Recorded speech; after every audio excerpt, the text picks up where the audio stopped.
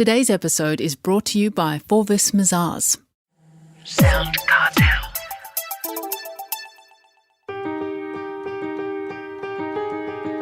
From SoundCartel, I'm Nicole Goodman, and this is Business Essentials Daily.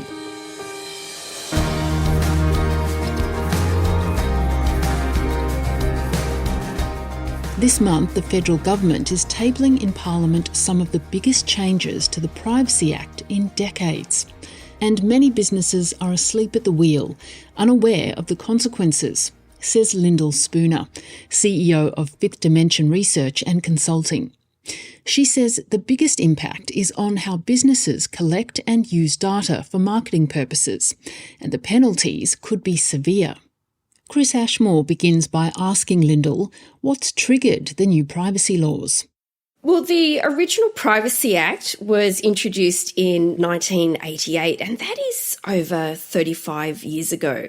And it really needs to be brought up to date with the digital economy, because over that time there's been massive change in technology, in the way in which people's data can be collected, the type of data that can be collected, and it's not really covered in the current Act. What are the changes and which businesses or industries do they hit the hardest? There's a couple of main changes. The first one will be to just broaden the definition of what is private information, because when you've brought in more technology and people being on the internet, we probably thought of private information as just our name, address, contact details. But now it is more things such as the IP address of our computer, our digital behaviour online.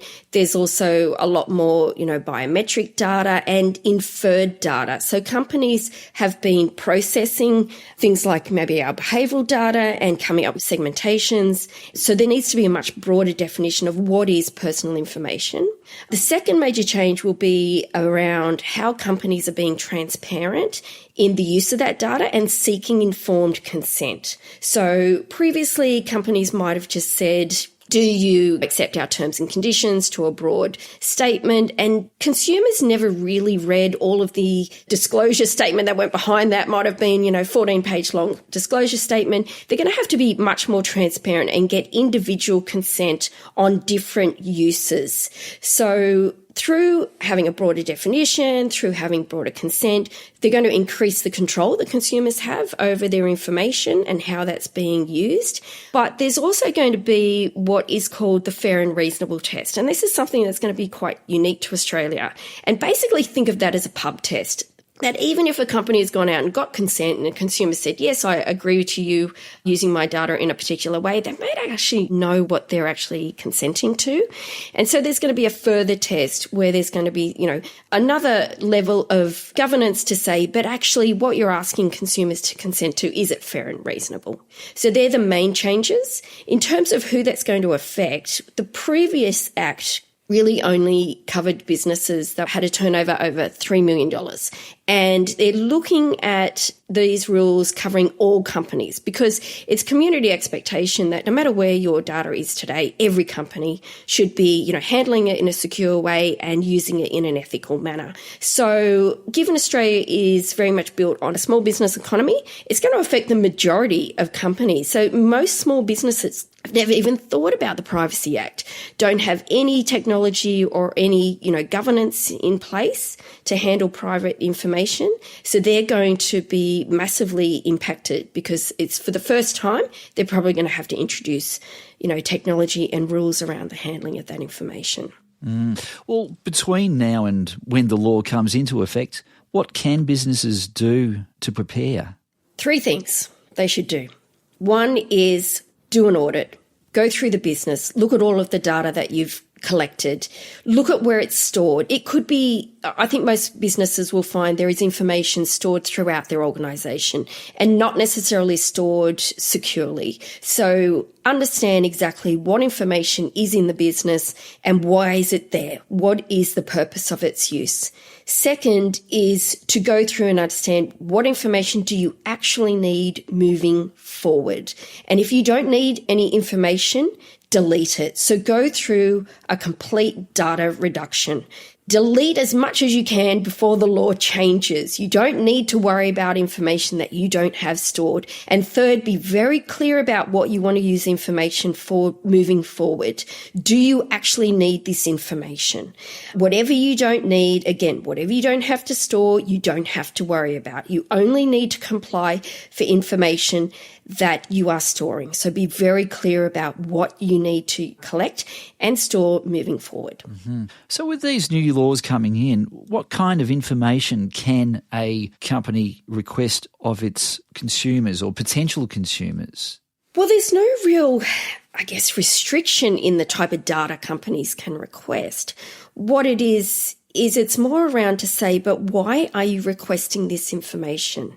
And if you need that information, maybe for one purpose, then why do you need to keep that information? What further purposes are you going to use that information for? So technically there's no restriction, but there is going to be the need for greater disclosure around what are you going to do with this information in the future, and to get very explicit permission over the use of that data. The fair and reasonable test, though, is going to also come in over the top, and that to some extent could ask, why are you going to collect very personal information? So, for example, if you've been putting health information into health apps, it could be very personal information around medical tests that you've been for, or mental health issues that you might be dealing with. Why should companies have access to that information? Why should companies be able to use that in ways to market or to sell you things, or sell that information to another organisation? Those types of things are likely to fail the fair and reasonable test. If a business is found to be in breach of the law, what are the penalties? Previously, there were penalties that if companies had breached the Privacy Act, they might pay around $2 million.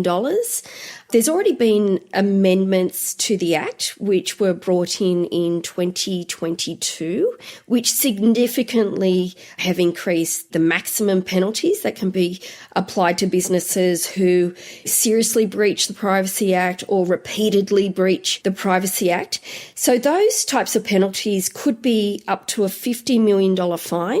It could also be up to 3 times the value of any benefit that the company gained from the misuse of that information, or even up to 30% of a company's adjusted turnover for the time in which we're talking about the breach or the serious breach of the Act.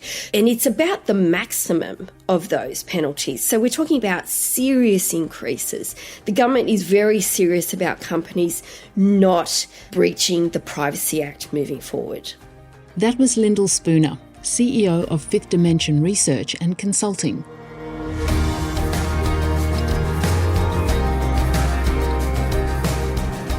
This episode of Business Essentials Daily is produced by the team at SoundCartel.